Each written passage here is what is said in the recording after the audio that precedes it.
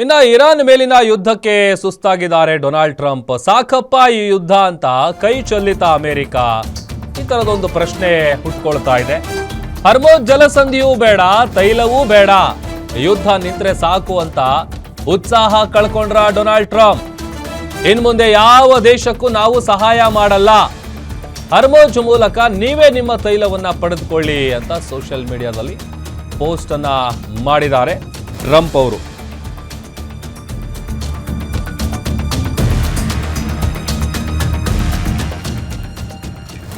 ಹರ್ಮೋಜ್ ಮೂಲಕ ಈಗೇನು ಒಂದಷ್ಟು ಹಡಗುಗಳು ಬರ್ತಾ ಇಲ್ಲ, ತೈಲದ ವಿಚಾರಕ್ಕೆ ಸಂಬಂಧಪಟ್ಟಂತೆ ಭಾಳಷ್ಟು ಸಮಸ್ಯೆ ಆಗ್ತಾ ಇದೆ. ಅದೆಲ್ಲದರ ನಡುವೆ ಅವರು ಮಾಡಿರುವಂತಹ ಒಂದು ಪೋಸ್ಟ್ ಏನಿದೆ ಅದು ಸಾಕಷ್ಟು ಪ್ರಶ್ನೆಗಳಿಗೆ ಎಡೆ ಮಾಡಿಕೊಡ್ತಾ ಇದೆ.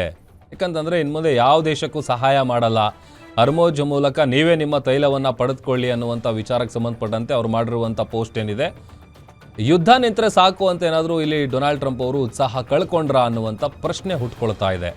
ಇರಾನ್ ಮೇಲಿನ ಯುದ್ಧಕ್ಕೆ ಬಹುಶಃ ಡೊನಾಲ್ಡ್ ಟ್ರಂಪ್ ಅವರು ಸುಸ್ತಾದಂತೆ ಕಂಡು ಬರ್ತಾ ಇದೆ.